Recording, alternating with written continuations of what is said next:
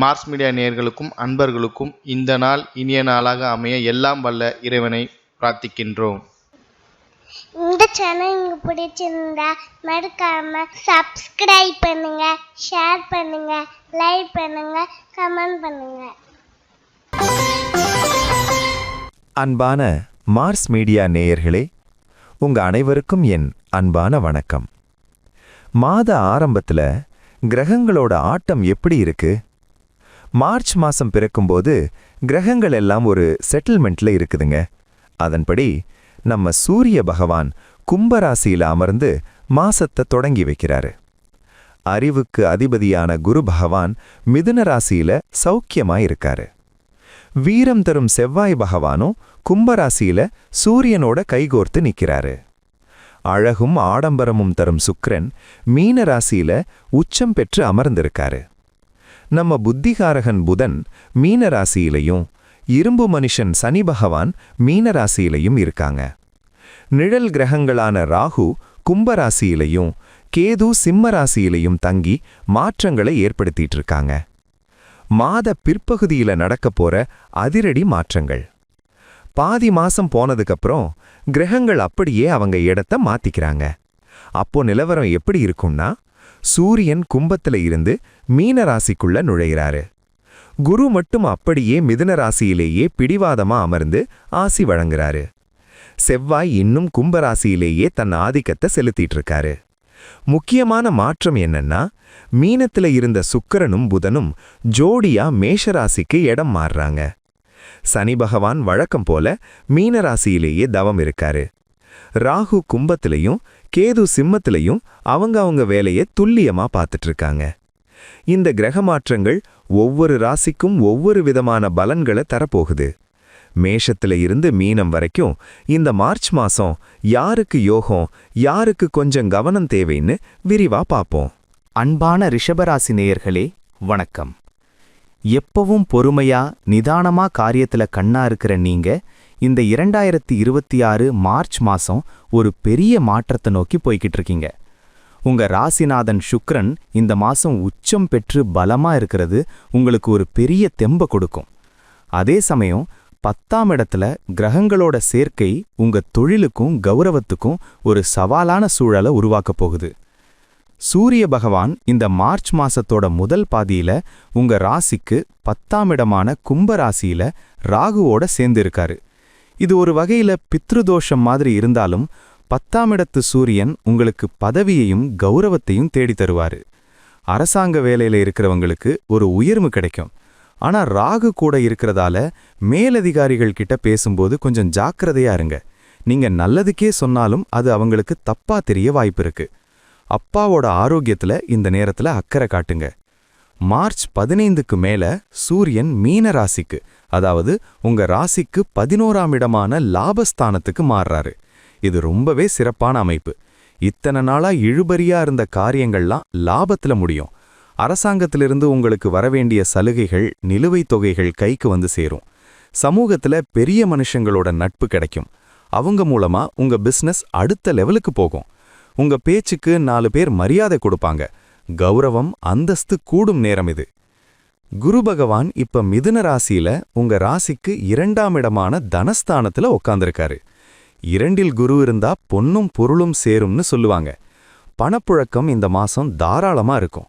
குடும்பத்துல ஒரு சுப விசேஷம் நடக்கிறதுக்கான அறிகுறி தெரியும். குருவோட பார்வை உங்க ராசிக்கு 6, 8 மற்றும் 10ஆம் இடங்கள்ல விழுது. 6ஆம் இடத்தை பார்க்கறதால பழைய கடன்கள்னா அடைய வழி பிறக்கும், நோய்கள் குணமாகும். 8ஆம் இடத்தை பார்க்கறதால உங்களுக்கு வரவேண்டிய இன்சூரன்ஸ் பணம் அல்லது உயில் சொத்துக்கள் கைக்கு வரும். 10ஆம் இடத்தை குரு பார்க்கறதால தொழில்ல இருக்கிற சிக்கல்கள் தீரும். வேலை தேடிக்கிட்டு இருந்தவங்களுக்கு நல்ல சம்பளத்துல வேலை கிடைக்கும். ஏற்கனவே வேலையில இருக்கிறவங்களுக்கு பதவி உயர்வு கிடைக்க வாய்ப்பு இருக்கு. குரு குடும்பஸ்தானத்துல இருக்கிறதால பேச்சால காரியம் சாதிப்பீங்க. குழந்தைங்க படிப்புல நல்ல முன்னேற்றம் காட்டுவாங்க. அவங்களுக்காக நீங்க செஞ்ச சேமிப்பு இப்ப கை கொடுக்கும்.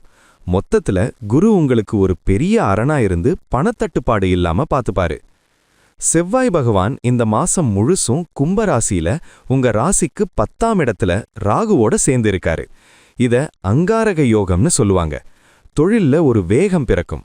ரியல் எஸ்டேட், போலீஸ், ராணுவம் அல்லது மெக்கானிக்கல் துறையில இருக்கிறவங்களுக்கு இது ஒரு பொற்காலம். ஆனா செவ்வாய் ராகுவோட சேர்றதால தொழில்ல சின்ன சின்ன விபத்துகள் அல்லது டென்ஷன் வரலாம். பார்ட்னர்ஸ் கூட பேசும்போது கொஞ்சம் நிதானமா இருங்க. கோபப்பட்டு எந்த முடிவையும் எடுக்காதீங்க. 7 மற்றும் 12க்கு உடைய செவ்வாய் 10ல இருக்கிறதால மனைவி வழியில ஒரு பிசினஸ் வாய்ப்பு வரும். ஆனா வேலை நிமித்தமா மனைவியை விட்டு பிரிஞ்சு இருக்க வேண்டிய சூழல் வரலாம். உடம்புல உஷ்ண கோளாறு, இரத்த அழுத்தம் வர வாய்ப்பு இருக்கு. செவ்வாய்க்கிழமை அன்னைக்கு கொஞ்சம் கவனமா இருங்க. ரத்தம் சம்பந்தப்பட்ட டெஸ்ட் எடுத்து பார்க்கறது நல்லது. எதிரிகள் உங்களை வீழ்த்த நினைப்பாங்க, ஆனா உங்களோட தைரியத்தால அவங்கள முறியடிப்பீங்க. உங்க ராசிநாதனான சுக்கிர பகவான் இந்த மாசத்தோட ஆரம்பத்துல மீன ராசியில, அதாவது உங்க ராசிக்கு 11ஆம் இடத்துல உச்சம் பெற்று இருக்காரு. இது உங்களுக்கு ஒரு மிகப்பெரிய ராஜயோகம்.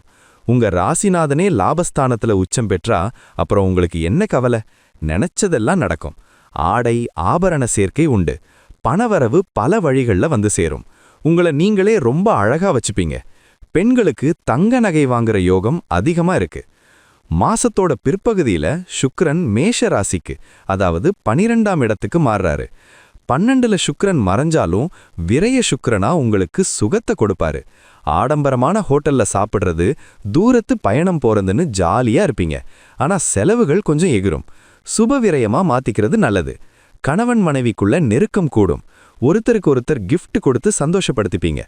காதல் விஷயங்கள்ல ஒரு தெளிவு பிறக்கும். வெளிநாடு போகணும்னு ஆசைப்படுறவங்களுக்கு இந்த நேரத்துல வழி பிறக்கும். புதன் பகவான் ஆரம்பத்துல மீன ராசியில உங்க ராசிக்கு 11ஆம் இடத்துல இருக்காரு.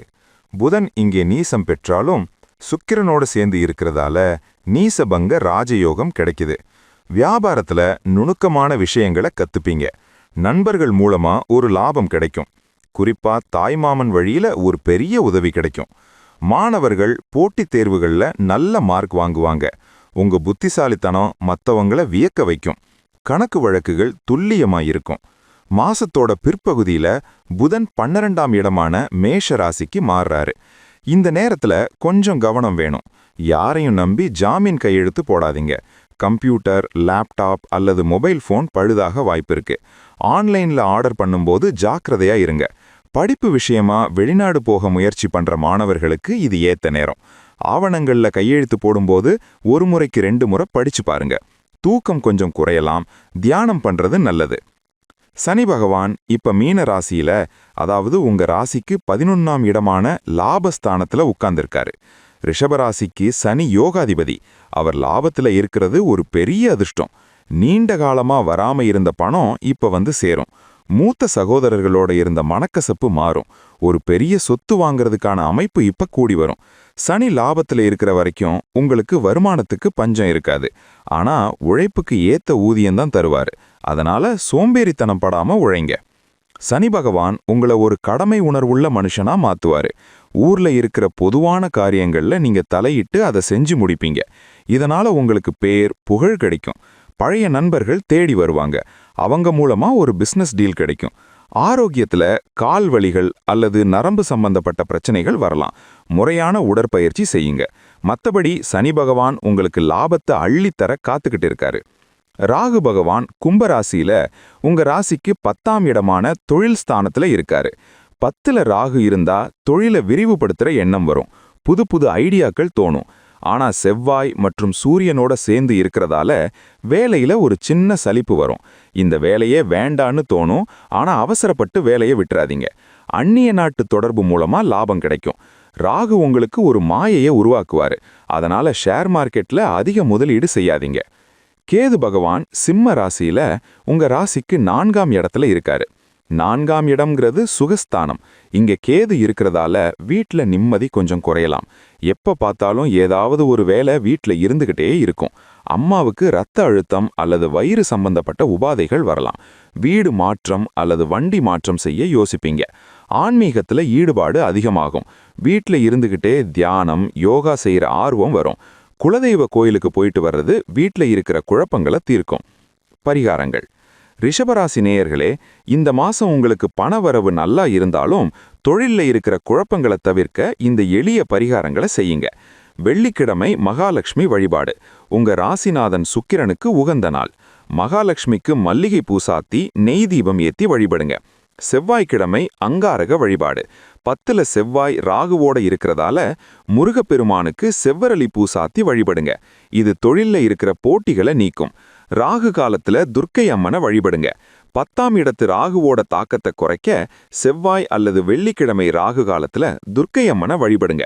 சனிக்கிழமை அன்னைக்கு கொஞ்சம் கருப்பு எள்ள ஒரு துணியில கட்டி எண்ணெயில நினைச்சு தீபம் ஏத்துங்க. இல்லனா காக்கைக்கு எள் சாதம் வைங்க.